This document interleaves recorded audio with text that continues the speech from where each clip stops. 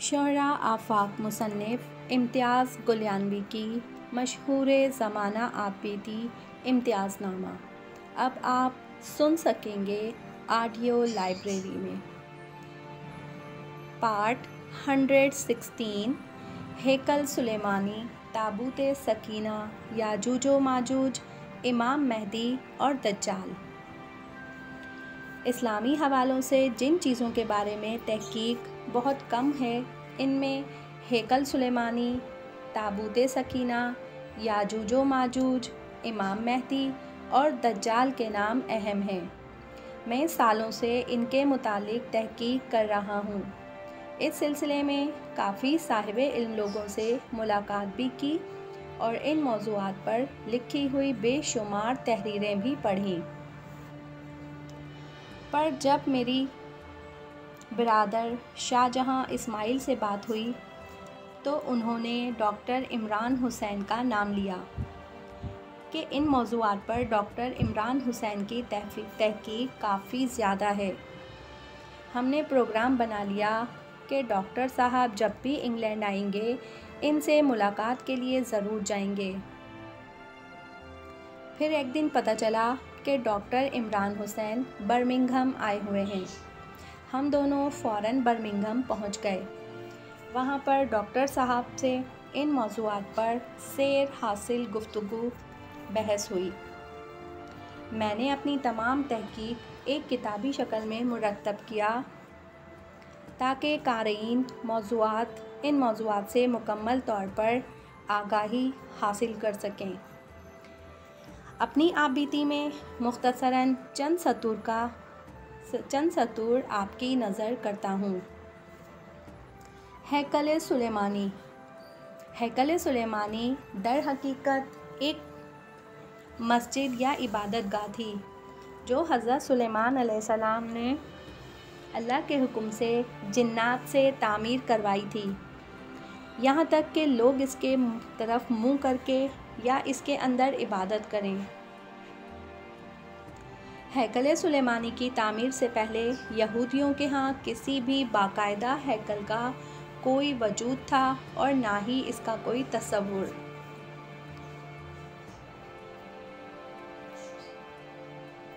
اس قوم کی بدوؤں والی خانہ بدوش زندگی تھی۔ ان کا ہیکل یا معبد ایک خیمہ تھا۔ اس خیمے میں تابوت سکینہ رکھا ہوتا تھا جس کی جانب یہ رخ کر کے عبادت کیا کرتے تھے۔ تابوت سکینہ جس لکڑی سے تیار کیا گیا تھا اسے شمشاد کہتے ہیں اور اسے جنت سے حضرت آدم علیہ السلام کے پاس بھیجا گیا تھا۔ یہ تابوت نسل در نسل انبیاء سے ہوتا ہوا حضرت موسیٰ علیہ السلام تک پہنچا۔ اس مقدس صندوق میں حضرت موسیٰ کا عصا، من و سلویٰ اور دیگر انبیاء کرام کی یادگاریں تھیں۔ یہودی اس تابوت کی برکت سے ہر مصیبت و پریشانی کا حل تلاش کر لیا کرتے تھے۔ مختلف اقوام کے ساتھ جنگوں کے دوران اس صندوق کو لشکر کے آگے رکھا کرتے تھے اور اس کی برکت سے دشمن پر فتح پایا کرتے تھے۔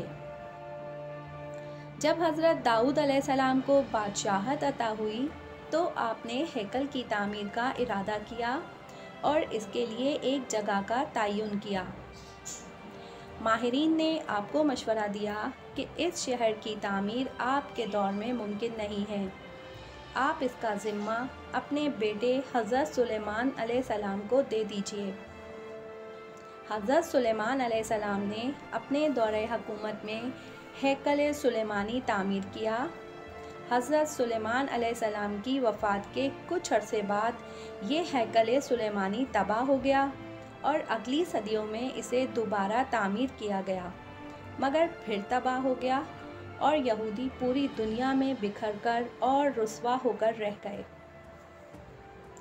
کم و بیش 1800-1900 سال تک بھٹکنے کے بعد برطانیہ نے جب فلسطین پر قبضہ کیا اور ساتھ ہی ایک ناجائز بچے اسرائیل کو فلسطین میں جنم دے دیا تو یوں صدیوں سے دھکے کھانے والی قوم کو ایک بار پھر اس ملک اسرائیل میں اکٹھے ہونے اور رہنے کی جگہ इजाज़त मिल गई। इसराइल हज़रत याकूब का लक़ब था। इनकी नस्ल में से होने की वजह से यहूदियों ने अपने मुल्क का नाम इसराइल रखा।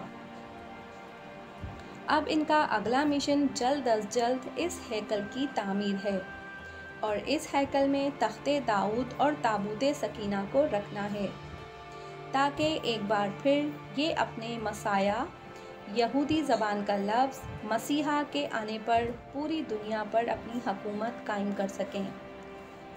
आप अंदाज़ा कीजिए कि यहूदियों को जिस बस्ती तल एबब में बख्तो नसर ने कैदी बनाकर रखा था, वो इसको आज तक नहीं भूले। उन्होंने इसराइल बनाने के बाद अपने एक शहर का नाम तल एबब रख लिया। ताबूत सकीना, ये ताबूत शमशाद की लकड़ी का एक संदूक था जो हज़रत आदम अलैहिस्सलाम पर नाजिल हुआ था। ये हज़रत आदम अलैहिस्सलाम की ज़िंदगी में आपके पास ही रहा, फिर बतौर मीरास यके बाद दीगरे आपकी औलाद को मिलता रहा, यहाँ तक कि ये हज़रत याकूब को मिला और इनके बाद इनकी औलाद बनी इसराइल के कब्ज़े में रहा। जब ये संदूक हज़रत मूसा को मिल गया तो आप इसमें तौरात शरीफ और अपना ख़ास सामान रखने लगे। ताबूत सकीना क्या है? इस मुक़द्दस संदूक में हज़रत मूसा अलैहिस्सलाम का असा और इनकी मुक़द्दस जूतियाँ और हज़रत हारून का अमामा, हज़रत सुलेमान की अंगूठी, तौरेत की तख्तियों के चंद टुकड़े, कुछ मनोसलवा और इसके अलावा बहुत से अंबिया कराम से मंसूब कई अहम चीज़ें हैं। ताबूत सकीना कहाँ है? हज़रत दाऊद अलैहिस्सलाम के ज़माने तक इस ताबूत को रखने के लिए कोई ख़ास इंतज़ाम नहीं था और इसके लिए पड़ाव की जगह पर एक अलग ही खैमा लगा दिया जाता था। हज़रत दाऊद अलैहिस्सलाम ने खुदा के हुक्म से खुदा का घर बनाना शुरू किया, जो ऐन इस मकाम पर है जहां आज मस्जिद अक्सा मौजूद है। लेकिन ये आलीशान घर आपके बेटे हज़रत सुलेमान अलैहिस्सलाम के अहद में मुकम्मल हुआ और इसको यहूदी हैकल सुलेमानी के नाम से पुकारते हैं। इस घर की तामीर के बाद ताबूत सकीना को यहाँ पूरे एहतराम से रख दिया गया और इस तरह ये मकाम यहूदियों का मुक़द्दस तरीन मकाम बन गया। बाद के ज़माने में होने वाली जंगों में इस हैकल को बहुत ज़्यादा नुकसान पहुँचा। बाबुल के बादशाह बख्त नसर ने हैकल को मुकम्मल तौर पर तबाह कर दिया। वो यहाँ से माले गनीमत के साथ साथ ताबूत सकीना भी ले गया। इस तबाही के नतीजे में ताबूत सकीना कहीं गायब हो गया और इसके बाद से ताबूत सकीना का आज तक कोई निशान नहीं मिला। आज भी बहुत सारे माहिर आसार कदीमा और ख़ुसूसन यहूदी मज़हब से ताल्लुक़ रखने वाले इस माहिर ताबूत की तलाश में सरगर्दा हैं, ताकि इसको ढूंढकर वो अपनी रूहानियत को वापस पा सकें जो कभी इनको अता की गई थी। ताबूत सकीना की मौजूदा जगह के बारे में मुख्तलिफ लोग कयास आराइयाँ करते रहते हैं। कुछ के नज़दीक इसको अफ्रीका ले जाया गया। एक मशहूर माहिर आसार कदीमा रॉन वाइट का कहना है कि ये मशरिक़ वस्ता में मौजूद है और कुछ लोगों के मुताबिक इसको ढूंढने की कोशिश इंग्लैंड के इलाके में करनी चाहिए।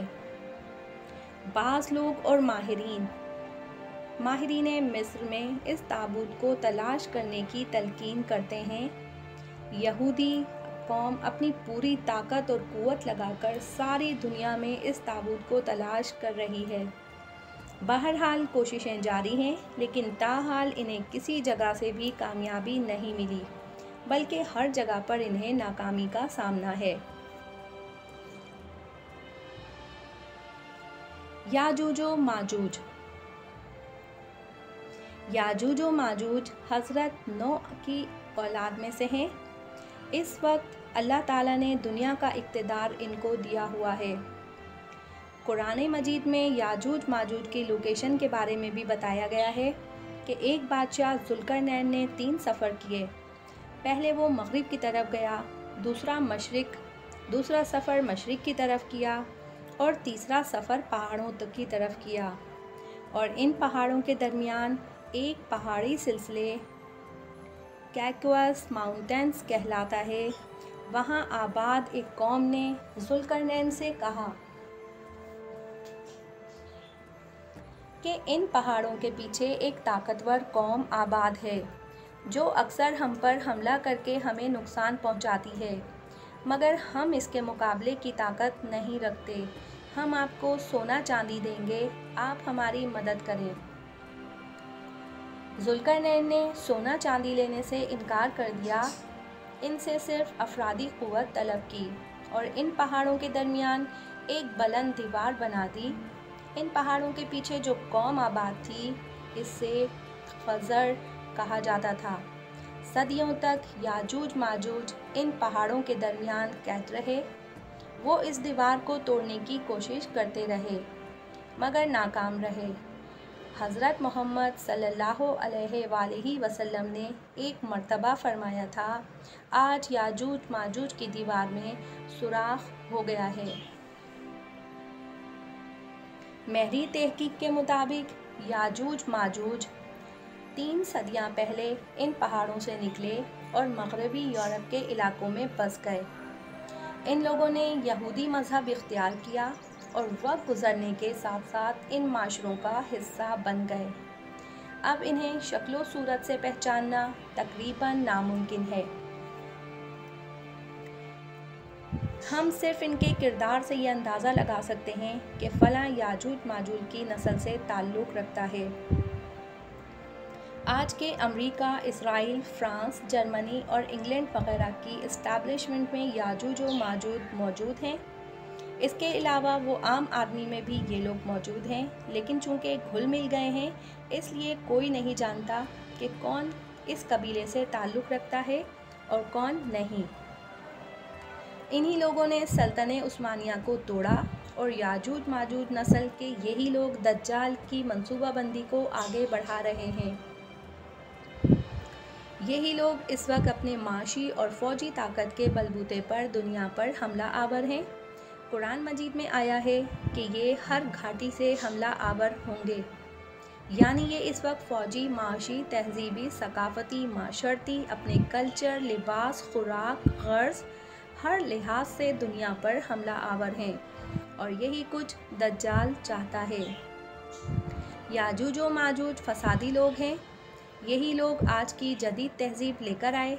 इन्हीं लोगों ने यूरोप को फहाशी, उरियानी, फेमिनिज़म, सूदखोरी, बैंकिंग सिस्टम, मज़हब से दूरी, हम जिन्स परस्ती और तमाम दज्जाली फितनों का महवर बनाया। दज्जाल के मिशन को आगे बढ़ाने का काम यही याजूज व माजूज कर रहे हैं। 3 सदियां पहले यूरोप की ख़वातीन का लिबास बेहतर होता था। याजूज माजूज ने आकर यूरोप को मादियत की तरफ धकेला और जदीद दौर के तमाम फितनों के पीछे याजूज माजूज का हाथ है। कुरान मजीद में अल्लाह ताला ने फरमाया है कि एक शहर था जो हमने तबाह कर दिया था और इसके बाशिंदों को इस शहर से बेदखल कर दिया, और वो शहर इन बाशिंदों को दोबारा इस वक्त मिलेगा जब याजूज माजूज निकलेंगे और वो हर घाटी से हमला आवर होंगे। इस शहर को बैतुल मुक़द्दस कहते हैं और वो बाशिंदे यहूदी थे जिनको हज़रत सुलेमान की वफ़ात के बाद बाबुल का बादशाह बैतुल मुक़द्दस तबाह करने के बाद पकड़कर बाबुल ले गया था। अल्लाह ताला ने फरमाया, जब शहर इनसे छीन लिया गया तो वो इसी सूरत वापस हासिल कर सकते हैं जब याजूज माजूज निकलेंगे, यानी याजूज माजूज की मदद के बग़ैर वो शहर बैतुल मुक़द्दस यहूदियों को नहीं मिल सकता। आप देख सकते हैं कि यहूदी बैतुल मुक़द्दस में वापस आकर हुकूमत कर रहे हैं। इनको इसराइल बनाकर देने वाले यकीनन याजूज व माजूज हैं। याजूज माजूज और दज्जाल का आपस में गहरा रिश्ता है। याजूज माजूज ही दज्जाल के आने का रास्ता हमवार कर रहे हैं। पहले उन्होंने अरबों को ठिकाने लगाया, फिर उन्होंने अक़वाम मुत्तहिदा, IMF और वर्ल्ड बैंक जैसे इदारों के ज़रिए दुनिया की मईशत और कमज़ोर ममालिक को कंट्रोल किया।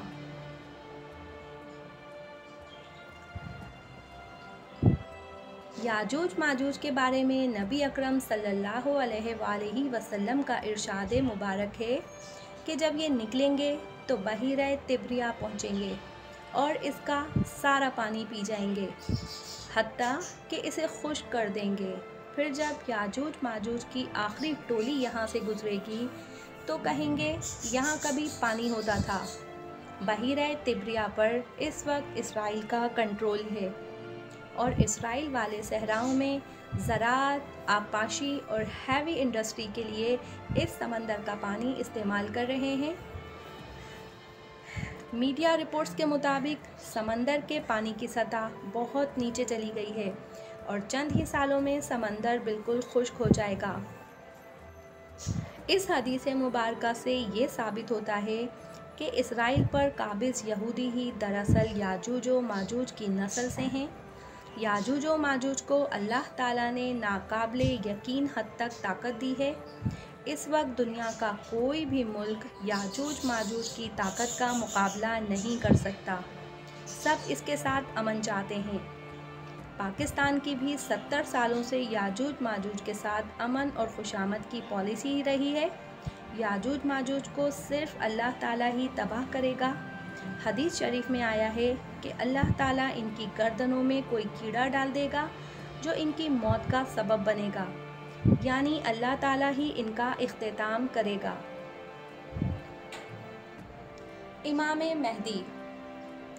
इमाम महदी के हवाले से अभी सिर्फ इतना बताना है कि क़यामत की छोटी तमाम अलामात ज़ाहिर हो चुकी हैं, हत्ता कि याजूज माजूज भी हमला आवर हो चुके हैं, जो कि पिछले 100 साल से आलम इस्लाम खुसूसन अरबों पर हमला आवर हैं।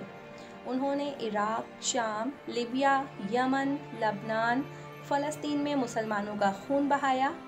इस वक्त जो चीज़ नज़दीक है वो है आलमी जंग और दज्जाल के आलाकार यहूदी और ईसाई जल्द अज जल्द आलमी जंग चाहते हैं ताकि जल्द ही इनका मसीहा आए।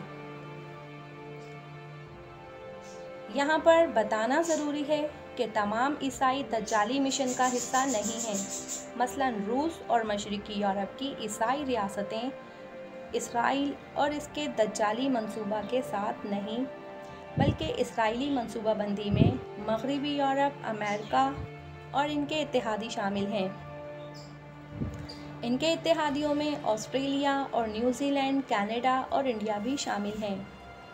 मेरी तहकीक के मुताबिक आखिरी जंग में ईसाई 2 ग्रोहों में तकसीम होंगे। एक दज्जाल के साथ होगा, दूसरा ग्रोह मुसलमानों के साथ। मशरिकी यूरोप और रूस के ईसाई मुसलमानों के साथ होंगे। जहाँ तक इमाम महदी का के ज़हूर की बात है तो हदीस के मुताबिक एक अरब बादशाह की मौत के बाद तख्त की ये जानशीनों में लड़ाई होगी। इन्हीं अय्याम में हज होगा। इमाम महदी मदीना से मक्का आएंगे। हज के दौरान कुछ लोग उन्हें पहचान कर इनकी बैत कर लेंगे।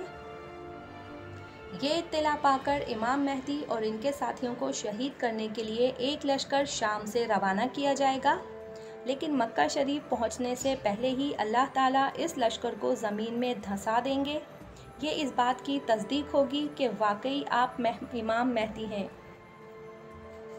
फिर इमाम महदी के ज़हूर की इत्तला पाकर दुनिया जहान से मुसलमान आपका साथ देने के लिए रवाना होंगे। खरासां से सया झंडों वाले लश्कर इमाम महदी का साथ देंगे। इमाम महदी जहाद शुरू करेंगे। नबी करीम सल्लल्लाहु अलैहि वसल्लम ने फरमाया, जब इमाम महदी का ज़हूर होगा तो चाहे घिसट कर भी चलना पड़े, फिर भी इमाम महदी के पास पहुँचो। ये मुश्किल दौर होगा। दूसरी तरफ दज्जाल अपनी ताकत और दौलत के नशे में होगा। बहुत से मुसलमान, बहुत सारे दुनिया परस्त उलमा इस्लाम भी दज्जाल के ग्रोह में शामिल हो जाएंगे।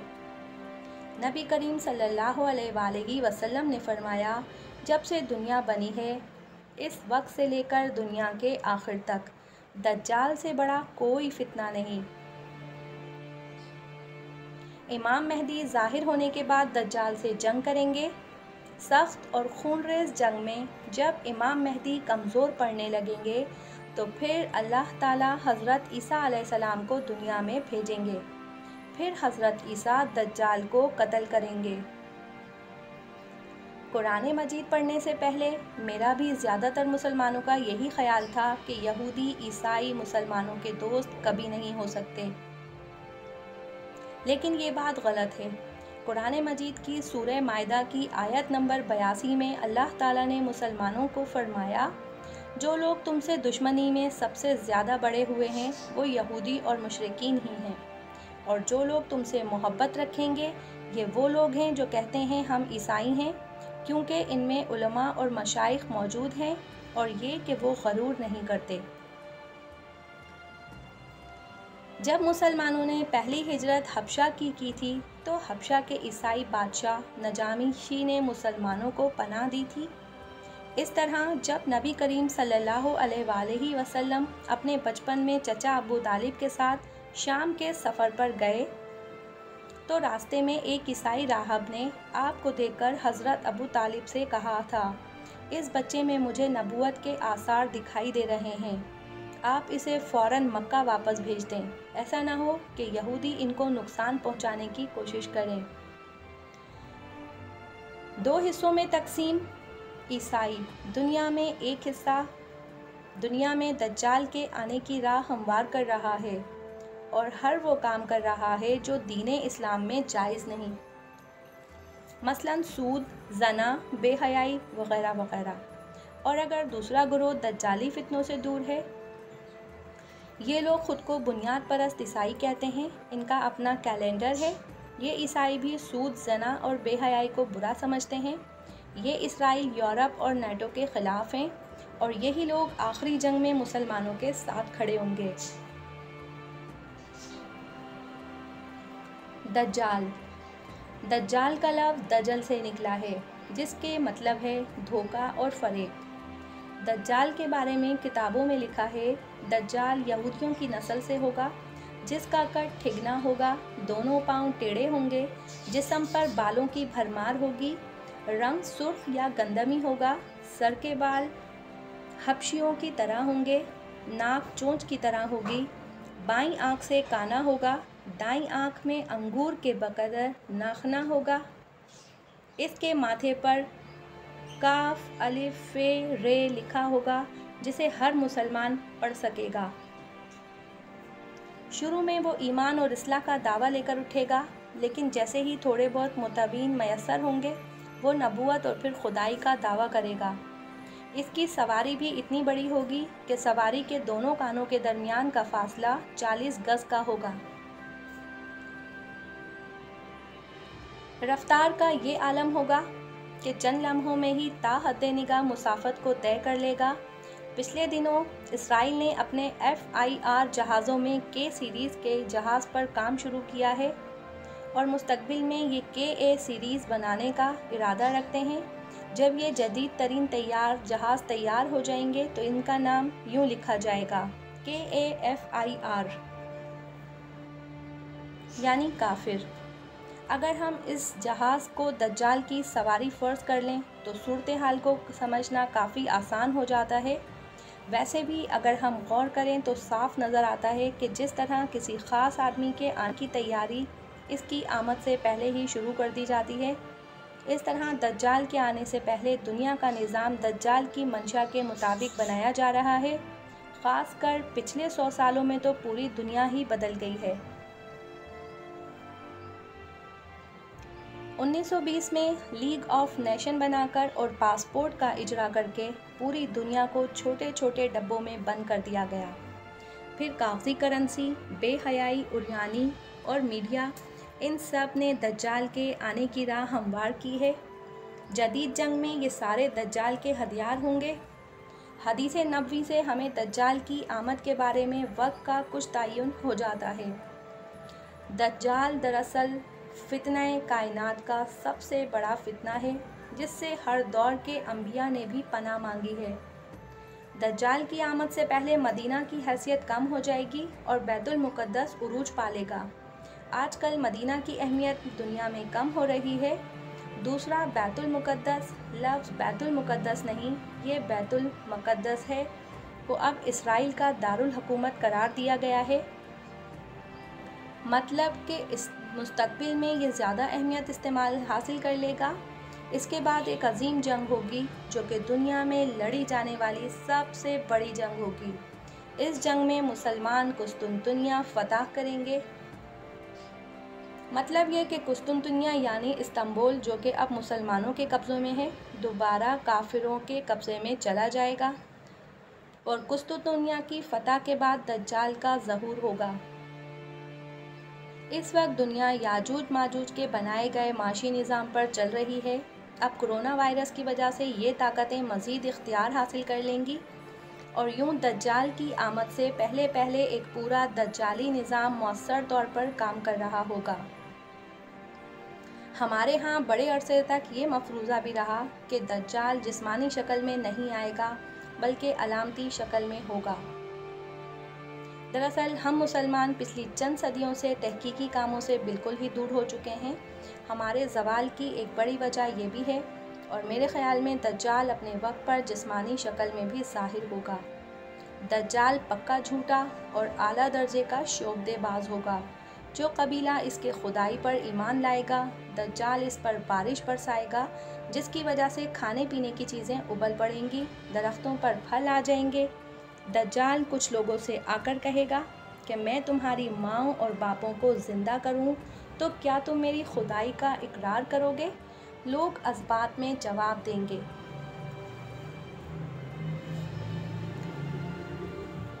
اب دجال کے شیطان ان لوگوں کی ماؤں اور باپوں کی شکل لے کر نمودار ہوں گے، نتیجتاً بہت سے لوگ ایمان سے ہاتھ دھو بیٹھیں گے۔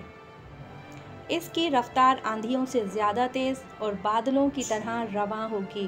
وہ کرشموں اور شعبدوں کو لے کر دنیا کے ہر چپے کو روندے گا۔ تمام دشمنان اسلام اور دنیا بھر کے یہودی امت مسلمہ کے بغض میں اس کی پشت پناہی کر رہے ہوں گے۔ وہ مکہ معظمہ میں گھسنا چاہے گا، مگر فرشتوں کی پہرے داری کی وجہ سے وہاں گھس نہ پائے گا، اس لیے نامراد اور ذلیل ہو کر واپس مدینہ منورہ کا رخ کرے گا۔ اس وقت مدینہ کے 7 دروازے ہوں گے اور ہر دروازے پر فرشتوں کا پہرا ہوگا، لہٰذا یہاں بھی اسے منہ کی کھانی پڑے گی۔ انہی دنوں مدینہ منورہ میں 3 مرتبہ زلزلہ آئے گا، جس سے گھبرا کر بہت سارے بے دین شہر سے بھاگ نکلیں گے۔ باہر نکلتے ہی دجال انہیں لقمہ تر کی طرح نگل لے گا۔ اس کے بعد دجال شام کا رخ کرے گا، لیکن دمشق تک پہنچنے سے پہلے ہی حضرت امام مہدی وہاں پر آ چکے ہوں گے۔ دجال دنیا میں صرف 40 دن رہے گا، ایک دن 1 سال کے برابر، دوسرا دن 1 مہینے کے برابر اور تیسرا دن 1 ہفتے کے برابر ہوگا۔ بقیہ معمول کے مطابق ہوں گے۔ حضرت امام مہدی علیہ السلام دمشق تک پہنچتے ہی زور و شور سے جنگ کی تیاری شروع کر دیں گے۔ گھمسان کی اس جنگ میں صورتحال بظاہر دجال کے حق میں ہوگی، کیونکہ وہ اپنی مادی اور افرادی طاقت کے بلبوتے پر دنیا میں اپنی دھاک بٹھا چکا ہوگا۔ اس لیے عسکری طاقت کے اعتبار سے تو اس کی شکست بظاہر مشکل نظر آ رہی ہوگی۔ مسلمانوں کے لشکر بہادری اور دل جمعی سے دجال کا مقابلہ کریں گے اور ہار نہیں مانیں گے، کیونکہ اللہ کی تائید و نصرت کا سب کو یقین ہوگا۔ دوران جنگ ہی حضرت عیسیٰ علیہ السلام کا ظہور ہوگا اور وہ دجال سے جنگ کر کے اسے قتل کر دیں گے۔ حضرت عیسیٰ کے دجال کو قتل کرنے کے بعد مسلمانوں کا عروج شروع ہوگا اور مسلمان اپنے عیسائی حواریوں کے ساتھ مل کر پوری دنیا پر حکومت کریں گے۔ اس وقت دنیا امن کا گہوارہ بن جائے گی اور اس قدر امن ہوگا کہ شیر اور بکری ایک ہی گھاٹ پر پانی پئیں گے۔ حضرت عیسیٰ علیہ السلام 40 سال دنیا میں رہ کر وفات پا جائیں گے، اور پھر آہستہ آہستہ مسلمان بھی کئی قسم کی معاشی، معاشرتی اور اخلاقی برائیوں کا شکار ہو کر زوال پذیر ہو جائیں گے۔ یوں وقت گزرنے کے ساتھ حقیقی مسلمان دنیا سے تقریباً ختم ہو جائیں گے، اور جیسے ہی آخری مسلمان اس دنیا سے رخصت ہوگا، قیامت وقوع پذیر ہو جائے گی۔ قرآن میں مجید کو دنیا سے اٹھا لیا جائے گا۔ حضرت اسرافیل سور پھونکیں گے، جس کی آواز سن کر کائنات کا ہر زیرو موت کا شکار ہو جائے گا۔ میری تحقیق اور علم ناقص کے مطابق میرا اندازہ یہی ہے کہ حضرت عیسیٰ کی وفات کے تقریباً 120 سال بعد قیامت آئے گی۔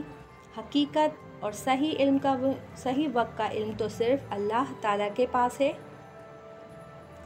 پہلا سور پھونکنے کے 40 سال بعد حضرت اسرافیل علیہ السلام اللہ کے حکم سے دوسرا سور پھونکیں گے، جس کی آواز سن کر حضرت آدم علیہ السلام سے لے کر قیامت تک پیدا ہونے والے تمام زیرو دوبارہ زندہ ہو جائیں گے، اور وہ نفسی نفسی کرتے میدان حشر کی طرف بھاگیں گے۔ سب کے جمع ہو جانے پر اللہ تعالیٰ اپنے تخت پر براجمان ہوں گے، اور میزان میں بندوں کے اعمال تولنے کے بعد انہیں ہمیشہ ہمیشہ کے لیے جنت اور دوزخ میں بھیجا جائے گا۔ دعا ہے کہ اللہ تعالیٰ اپنے پیارے حبیب حضرت محمد صلی اللہ علیہ وآلہ وسلم کے صدقے اس دن ہم پر اپنا خاص فضل و کرم فرمائے، اور ہمیں جنت الفردوس میں اعلیٰ مقام عطا فرمائے، آمین۔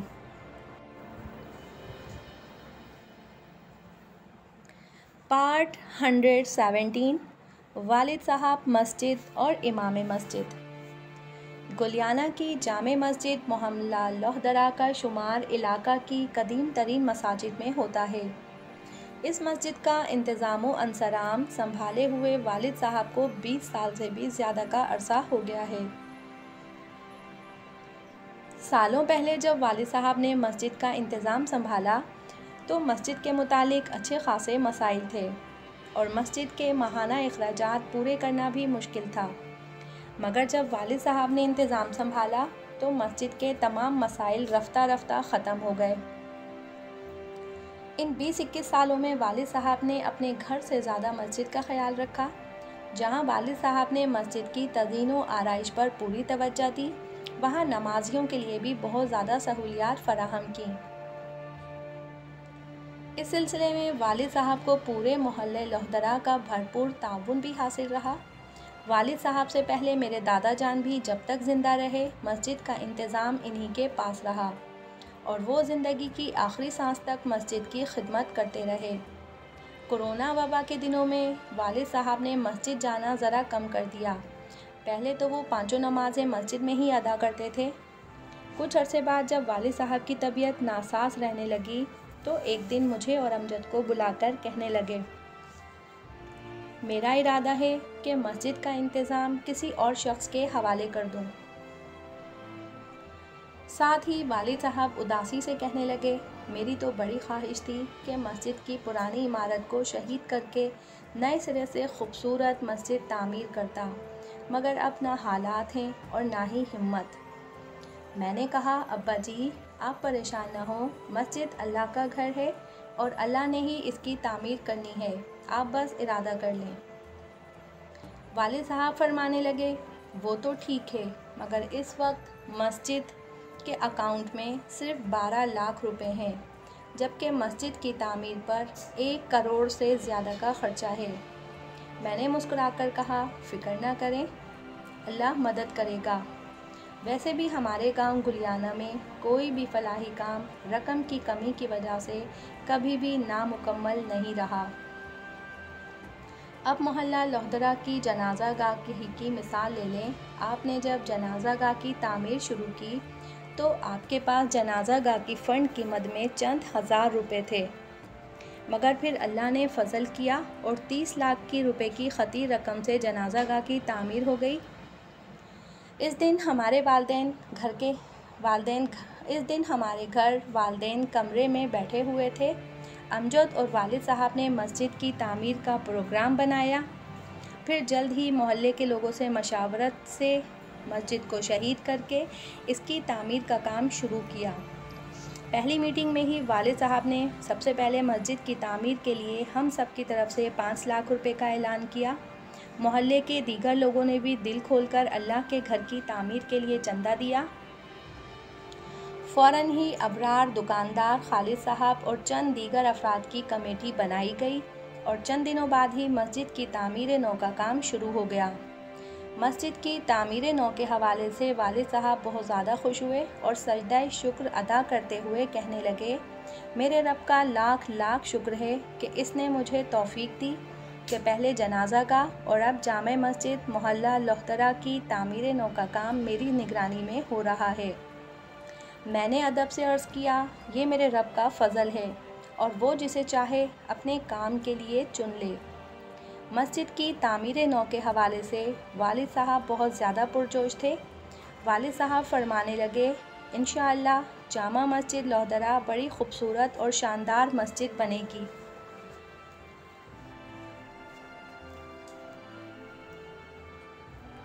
मैंने वालिद साहब से अर्ज़ की, हमारे इलाके में बड़ी खूबसूरत मसाजिद बनी हुई हैं और अहले इलाका का सारा ज़ोर और सारा सरमाया मस्जिद की सजावट पर लगता है। संगे मरमर, कीमती फ़ानूस और झूमर, नफीस कालीन और बड़े बड़े मीनार बनाए जाते हैं। वालिद साहब ने हैरत से मेरी तरफ देखते हुए फरमाया, क्या तुम्हारे ख़याल में ये ठीक नहीं? मैंने मुस्कुराकर अर्ज़ की, मुझे ये सब कुछ करने पर एतराज़ नहीं है। मेरा मानना है ये सब कुछ होने के बाद भी बहुत कुछ होना बाकी रह जाता है। वालिद साहब और अमजद मुझसे पूछने लगे, मसलन मस्जिद में और क्या क्या होना चाहिए? मैंने जवाब दिया, मसलन लोग मसाजिद को सिर्फ नमाज़ पढ़ने की जगह ही ना बनाएं, बल्कि इस्लामिक कम्युनिटी सेंटर की तर्ज पर वहाँ गरीबों के खाने पीने का इंतज़ाम हो, डिप्रेशन में उलझे लोगों की काउंसलिंग हो, लोगों के ख़ानदानी झगड़ों को सुलझाने का इंतज़ाम हो, मदद मांगने वालों की मुनासिब तहकीक के बाद इनफरादी और इज्तिमाई तौर पर मदद की जाए और अपने घरों के फालतू सामान को नादार अफराद के लिए अतिया करने की गर्ज से मस्जिद का एक हिस्सा मखसूस हो। आपस में रिश्ते तय करने के लिए ज़रूरी वाकफियत का मौका मिले, निकाह का बंदोबस्त सादगी के साथ मस्जिद में किए जाने की तरजीह दी जाए, कुदरती आफात में होने वाले नुकसानात के अजाले के लिए इज्तिमाई कोशिशों का आगाज़ मस्जिद से किया जाए, क्योंकि सदका खैरात करने में हम मुसलमानों का कोई सानी नहीं। वालिद साहब मुझसे फरमाने लगे, सोच तो बहुत अच्छी है, मगर इसे अमली जामा पहनाना हमारे माशरे में ख़ासा मुश्किल काम है। फिर वालिद साहब फरमाने लगे, तुम्हारे दिमाग में ऐसे ख़यालात कहाँ से आए? क्या तुमने कहीं पर ऐसे मसाजिद देखी हैं? मैंने अर्ज़ की, वैसे तो ये तरीक़ा सदियों पुराना है और नबी करीम सल्लल्लाहु अलैहि वसल्लम के दौर में मस्जिद नबवी में भी ये सारे काम होते थे, मगर जदीद दौर में मैंने तुर्कों की मसाजिद को ऐसा ही पाया। हमारे यहाँ बच्चों को मस्जिद में लाना पसंदीदा नहीं समझा जाता और अगर कोई बच्चा मस्जिद में शोर करे तो इसके वालिद को मलामत किया जाता है, जबकि तुर्कों की मसाजिद में दौरान नमाज अक्सर बच्चों की आवाज़ें आती रहती हैं। हर साहिब औलाद तुर्क जब भी मस्जिद जाता है तो अपने बच्चों को साथ लेकर जाता है।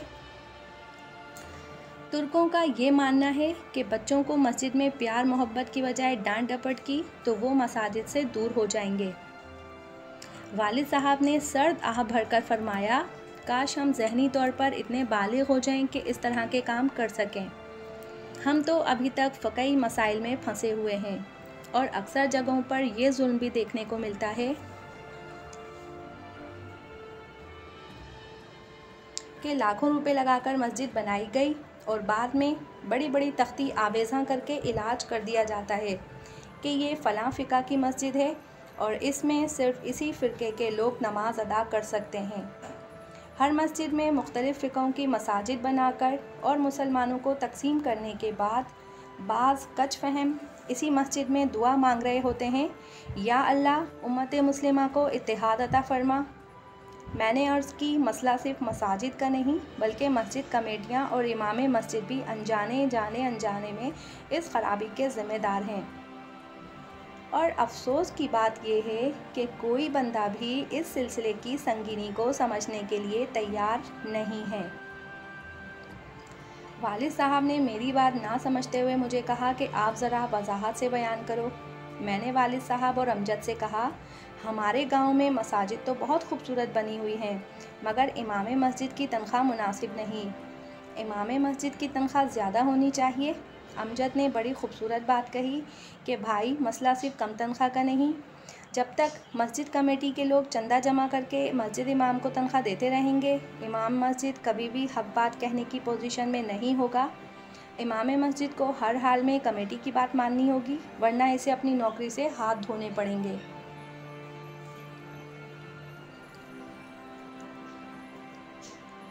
वालिद साहब पूछने लगे, इसका कोई हल भी है? मैंने कहा, इस्लाम के सुनहरी दौर में इलाके का ताकतवर तरीन शख्स मरकज़ी जामा मस्जिद का इमाम होता था। अगर आज भी ऐसा हो जाए कि इलाके के चेयरमैन जामा मस्जिद का इमाम बन जाए और हर मोहल्ले का काउंसलर मोहल्ले की मस्जिद का इमाम बन जाए, तो हमारे बहुत से मसाइल हल हो जाएंगे। वालिद साहब फरमाने लगे कि हमारे यहाँ तो ज़्यादातर करप्ट लोग ही सियासत में हैं, इसलिए जैसा तुम कह रहे हो ऐसा होना फ़िलवक्त तो मुमकिन नज़र नहीं आता। मैंने कहा, इसका दूसरा हल ये है कि हुकूमत हर मस्जिद में इमाम मुकर्रर करे और ख़्वाह इसे तनख्वाह दे। इस तरह फ़िरका वारियत से भी जान छूट जाएगी। वालिद साहब और अमजद दोनों मुस्कुराने लगे। फिर वालिद साहब ने कहा, तुम्हारी ये तजवीज़ अच्छी तो है, मगर मुस्तकबिल करीब में इसके काबिल अमल होने के आसार नज़र नहीं आते। मैंने कहा, एक और हल ये भी है कि इमाम मस्जिद सिर्फ मस्जिद से मिलने वाले वजीफ़े पर कनाअत ना करे, बल्कि साथ कोई और भी काम कर ले। इस तरह इसकी माशी हालत भी बेहतर हो जाएगी और किसी दबाव में भी नहीं आएगा।